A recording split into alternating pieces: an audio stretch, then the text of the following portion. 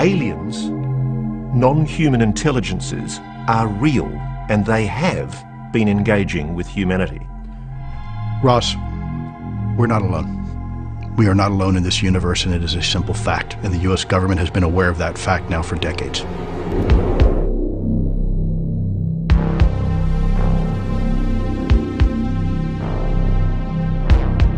Luis Elizondo, le lanceur d'alerte du Pentagone et ancien agent de renseignement, a participé à une grande offensive médiatique ces derniers jours et a rendu public des informations jamais publiées auparavant.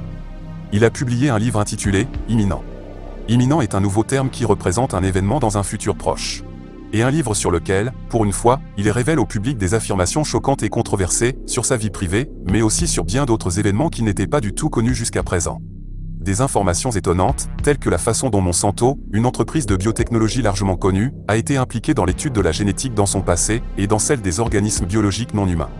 C'est complètement incroyable, car personne n'a jamais associé de telles entreprises à de telles choses, jusqu'à prétendre que l'armée et les services de renseignement américains disposent de techniques et de procédures pour faire apparaître des ovnis.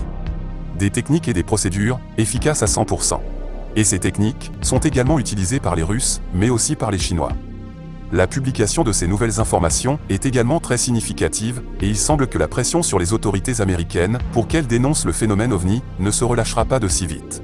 Parce qu'au bon moment, et avec cette dernière offensive médiatique, la dernière tentative a lieu au Congrès et au Sénat américain, et cela va pousser vers une nouvelle loi, qui contient même des mentions de l'existence d'intelligence non humaine. Et après tous ces événements de ces derniers jours, les projecteurs, même ceux des plus grands médias du monde, se sont à nouveau tournés vers ce phénomène. Bonjour. Bienvenue sur La Vérité est ailleurs.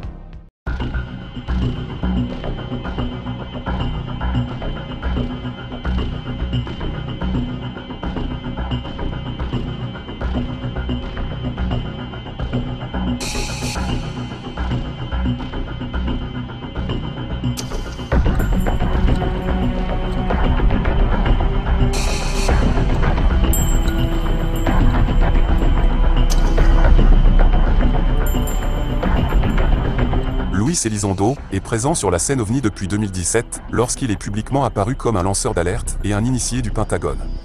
Il a dit ce qu'il a dit, et fait ce qu'il a fait, et personne n'attendait de lui de nouvelles informations exclusives. Ces affirmations étaient presque identiques à celles de David Grush, qui sont apparues un peu plus tard, mais tout a changé récemment, car il vient de publier son premier livre. Et dans ce livre, il a enfin décidé de parler de choses inédites, jamais racontées auparavant. Luis Elizondo est une figure controversée dans les cercles ufologiques, et il a même divisé la communauté scientifique. Beaucoup le croient, tout en se demandant s'il ne serait rien d'autre qu'un agent de désinformation, qui est là pour brouiller les pistes, et conduire le public sur un mauvais chemin. Quelque chose de similaire à ce qu'a déjà fait Richard Doty, un agent spécial à la retraite qui travaillait pour le bureau d'enquête spéciale de l'armée de l'air des États-Unis, ce qui a été confirmé, et cela a fonctionné. Elizondo était donc bien un officier de renseignement, au sein des agences de renseignement militaires américaines. Autrement dit, c'était un espion.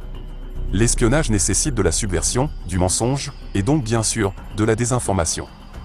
Mais alors, où en est-on au final, et à qui peut-on faire confiance?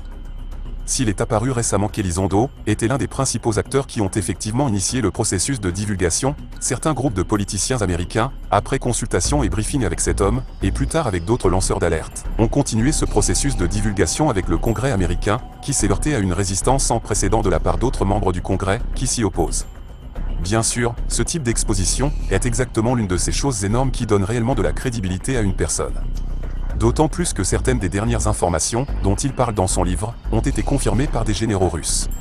À ce jour, David Grush et Luis Elizondo sont toujours sous commandement militaire, ce qui implique donc la préservation de données de renseignements sensibles qui peuvent porter atteinte à la sécurité nationale américaine. Et pourtant, malgré ce qu'on entend aujourd'hui, ils n'ont évidemment pas dit tout ce qu'ils savaient, car bien sûr, ils n'y sont pas autorisés.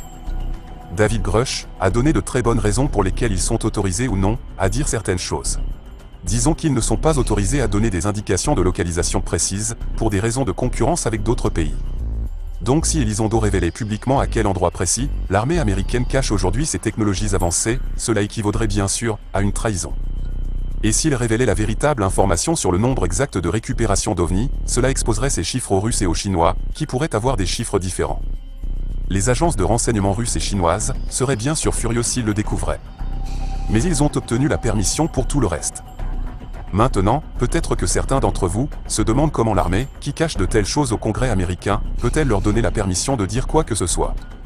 Eh bien, c'est la demande qu'ils ont lancée au sein du Congrès américain, qui les a effectivement protégés et leur a donné la permission de faire ce qu'ils font. Comme vous avez pu le constater, il existe une énorme division au sein du Congrès américain et du Pentagone, avec ceux qui veulent dénoncer ce phénomène, et ceux qui veulent encore le cacher.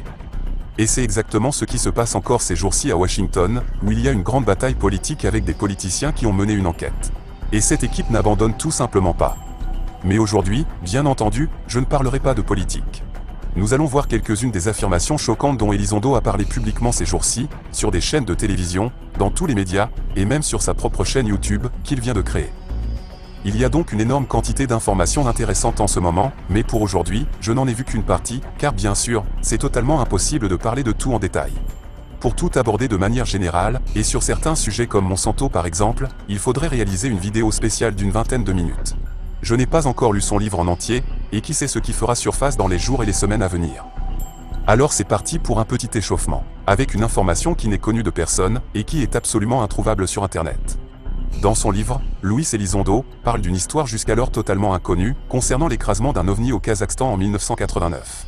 Les soviétiques avaient trouvé un objet démoli ressemblant au célèbre Tic Tac, qui était blanc brillant. Un objet allongé, de forme cylindrique, et avec à l'intérieur, 4 corps non humains. Personne n'avait jamais entendu parler de cet incident d'OVNI jusqu'à présent, car c'était une information classifiée, et la Russie avait apparemment réussi à garder ce secret jusqu'à aujourd'hui. Ensuite, en ce qui concerne cette brève information, combien de présidents américains étaient réellement au courant du phénomène OVNI? Dans le livre, l'enquête présente un nombre étonnamment restreint de présidents américains, et selon cet homme, les présidents qui connaissaient ce problème étaient tous surveillés.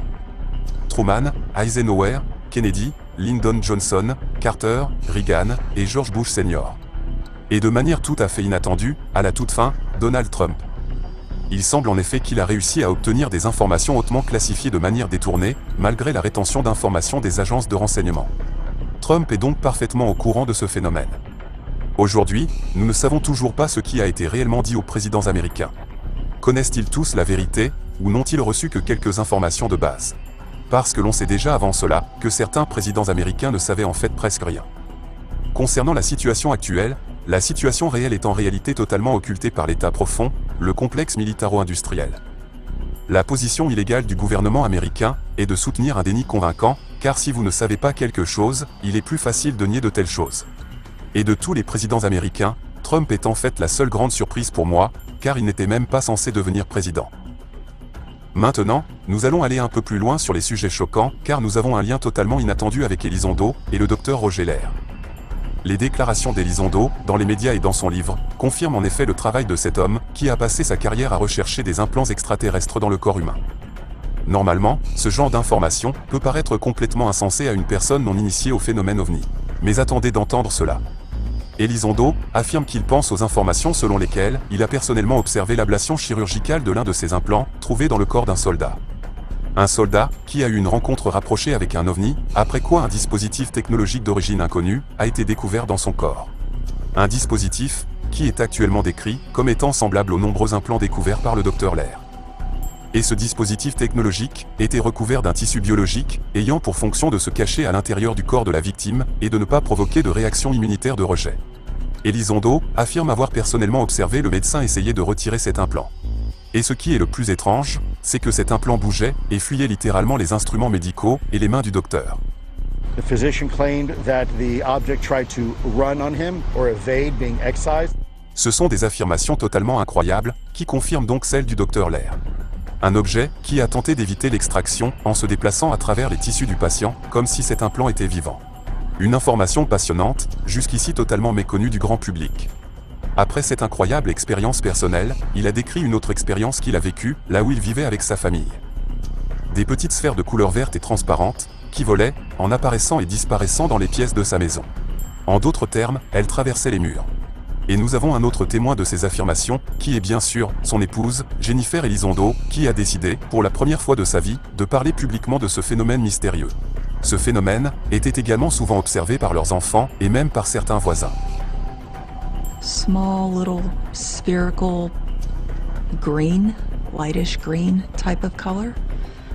And you'd be just walking down the hall and I would just stop and it would just continue to go right through the wall Elizondo affirme que tous ces phénomènes étranges ont commencé à apparaître après qu'il ait commencé des enquêtes plus sérieuses sur les ovnis. Ce phénomène est bien connu dans certains cercles d'initiés et commence à être étudié car c'est un sujet qui est vraiment passionnant. Bref, plus on l'étudie longtemps et plus cela devient un phénomène mystérieux et inexpliqué. Mon opinion est qu'il pourrait s'agir en fait de sphères de reconnaissance, et appelons cela des choses dotées d'une intelligence, envoyées par quelqu'un ou quelque chose qui s'intéressait à cet homme. Des sortes de drones de reconnaissance. Et si je suppose que c'est exactement de cela dont nous parlons, c'est que Luis Elizondo a parlé de 3 cas où d'énormes objets ont libéré exactement ce genre de petites sphères. Et je n'ai pas dit d'énormes objets volants, car dans ces 3 cas-là, ces objets ne volaient pas. Au contraire, ils se sont déplacés sous la mer. Il a ensuite parlé d'un énorme objet circulaire noir qui était impliqué. Elizondo affirme que l'objet avait la taille d'une petite île. Un objet massif, qui a été découvert à plusieurs reprises par des sous-marins américains. Et une fois, cet objet massif suivait l'un de leurs sous-marins. Ce sous-marin n'avait tout simplement pas d'autre choix que de le contourner, car l'objet ne bougeait plus et se trouvait juste devant lui. Elizondo dit que c'était un objet gigantesque, identique à un objet déjà repéré près des plateformes pétrolières, et qui se déplaçait à une vitesse incroyable sous la surface de la mer. Et dans ce cas, Elizondo dit qu'il existe même une vidéo de haute qualité, qui dure une vingtaine de minutes. Mais jusqu'à maintenant, cette vidéo n'a toujours pas été divulguée au public. Et récemment, il a raconté ce qui est probablement l'histoire la plus intéressante impliquant de tels objets, lors d'une interview chez Joe Rogan. Il est évident que de tels objets, et intelligences non humaines, sont attirés par nos armes et nos activités militaires, comme cette situation dans laquelle un tel objet a détruit une fusée. Et il existe un grand nombre d'incidents où de tels objets ont directement interagi avec des équipements militaires.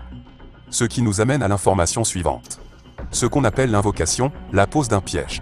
Car l'armée américaine, et même l'armée soviétique de l'époque, se sont vite rendus compte que leurs activités spécifiques attiraient l'apparition d'ovnis.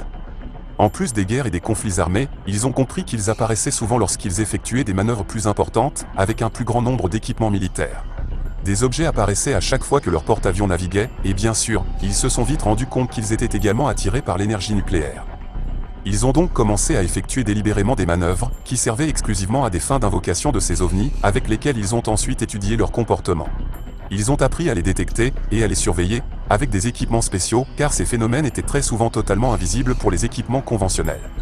Et pour tous ceux qui pourraient douter de la véracité des affirmations de Luis Elizondo, nous avons même la confirmation de ces événements, de la part de la concurrence russe, selon le témoignage du général Vassili Yeremenko, au moment où la même chose était faite par les soviétiques, au début des années 80. Vassili Yeremenko est un général de division à la retraite du FSB, qui est le successeur du KGB. Selon son témoignage, ils ont en fait appris à invoquer ces objets.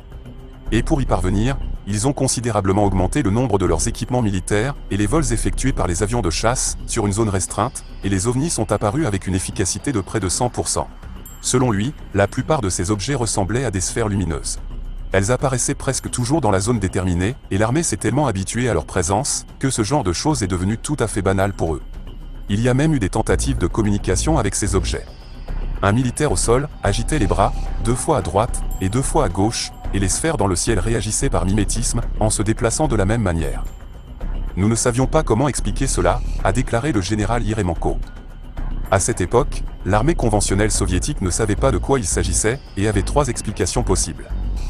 Des phénomènes naturels que nous ne comprenons pas. Des technologies d'espionnage avancées des Américains. Et bien sûr, la 3e option, de la technologie extraterrestre. Quand je parle des troupes régulières américaines et soviétiques, et de leurs généraux, il faut préciser qu'ils n'avaient vraiment aucune idée de ce qu'étaient ces objets, ni d'où ils venaient. Les militaires qui étaient au courant de ces faits étranges, en parlaient uniquement dans des cercles militaires internes, tant ce secret était si grand, et le phénomène si mystérieux. Et c'est toujours le cas. Ensuite, nous arrivons à un autre sujet très surprenant, raconté par Elizondo. Il affirme que la société Monsanto a été impliquée dans l'étude de produits biologiques non humains. Maintenant, peut-être que certains d'entre vous se demandent. Mais qu'est-ce qu'une entreprise agrochimique de production de semences et d'herbicides pour l'agriculture a à voir avec des extraterrestres? Et le lien est en fait choquant. Il est vraiment inattendu pour la plupart des gens. Monsanto est toujours une entreprise très controversée, et pour de nombreuses personnes dans le monde, une entreprise détestée. En 2000, elle est devenue la plus grande entreprise mondiale de production de semences. Aujourd'hui, ils détiennent près de 90% du marché des semences génétiquement modifiées et 90% de la production mondiale. Ils sont également très connus pour leurs pesticides et leur type très particulier d'herbicides. C'est aujourd'hui la plus grande entreprise mondiale de ce type, depuis le début des années 80. Elle a commencé avec des plantes génétiquement modifiées, et aujourd'hui, elle détient un énorme monopole sur ce marché, et est souvent la cible d'attaques de la part des critiques, en raison de ses produits chimiques qui sont cancérigènes. Alors maintenant, certains d'entre vous voient-ils un lien avec ce qu'affirme Luis Elizondo? Sinon vous le saurez dans les prochaines minutes. Selon Luis Elizondo, lorsque les Américains ont trouvé des corps non humains en grand nombre, ils ont trouvé des créatures qui ressemblaient à ceux-ci. Déjà au cours d'études antérieures, ils avaient réalisé que le cerveau de certains de ces êtres n'était pas suffisamment développé pour pouvoir utiliser leurs technologies avancées de manière indépendante. De nombreux composants de leur corps biologique indiquaient que ces êtres étaient en réalité des clones.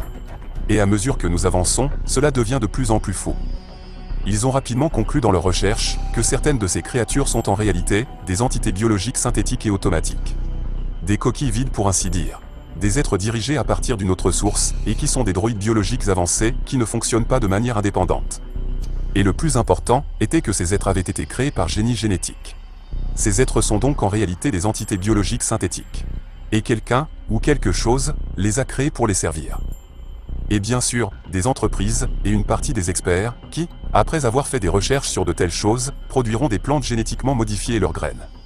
Et ce genre de science, la recherche génétique, va littéralement exploser au XXe siècle. Elizondo a jusqu'à présent montré que dans de nombreux cas, il y a du vrai dans ses paroles. Bien que cela soit vrai pour Monsanto, les choses ont pris de manière inattendue, une direction complètement différente. Après tout cela, une énorme boîte de Pandore s'est ouverte. Alors, que nous cache-t-on? Qui est réellement impliqué dans la plus grande dissimulation de l'histoire, et quel est leur objectif pour l'ensemble de l'humanité? C'est un sujet très difficile. Luis Elizondo ne considère pas ces êtres comme étant amicaux, et même dans son livre, il parle d'une possible invasion, d'une prise de contrôle de cette planète, en évoquant la possibilité que l'invasion ait même déjà eu lieu, il y a longtemps. Tout ce qui se passe aujourd'hui n'est qu'une mise au point finale du nouvel ordre mondial, et les humains se trouvent en réalité dans une situation que l'on pourrait comparer à celle de moutons qui ne réalisent pas ce qui est en train de leur arriver. Il y a actuellement beaucoup d'informations, dont je parlerai bientôt, car il s'est passé tellement de choses ces derniers jours, qu'il n'est tout simplement pas possible de tout bien traiter. C'est pourquoi je n'ai gardé qu'un aperçu général pour cette fois-ci. Dans les semaines à venir, vous pouvez vous attendre à des vidéos beaucoup plus détaillées, sur certains des sujets que j'ai mentionnés aujourd'hui. Par conséquent, donnez vos suggestions dans les commentaires sur ce que vous aimeriez voir. Car je vais bien sûr continuer de lire le livre dans les prochains jours, et donc je verrai ce qui apparaîtra d'autre. Et certaines informations sont vraiment intéressantes, surtout quand je repense à une déclaration d'il y a quelques années seulement. Une déclaration de George Knapp, qui a dit « Et si les gens n'étaient pas prêts à affronter la brutale réalité de notre existence? Et si nous n'étions qu'un projet agrotechnologique sur cette planète ?» Le choix du mot agrotechnologique est très intéressant. Concernant Elizondo, il évoque Monsanto. Quoi qu'il en soit, au moment où l'actualité mondiale est toujours plus incertaine que jamais, de nouvelles informations sensationnelles apparaissent régulièrement. Et elles sont vraiment incroyables, comme toujours. Merci à tous d'avoir regardé. Faites-moi part de votre avis dans les commentaires, car le sujet est vraiment passionnant, du moins, pour moi personnellement. Car vous êtes sur La Vérité est ailleurs, un endroit où la vérité semble parfois encore plus étrange que la fiction. À bientôt.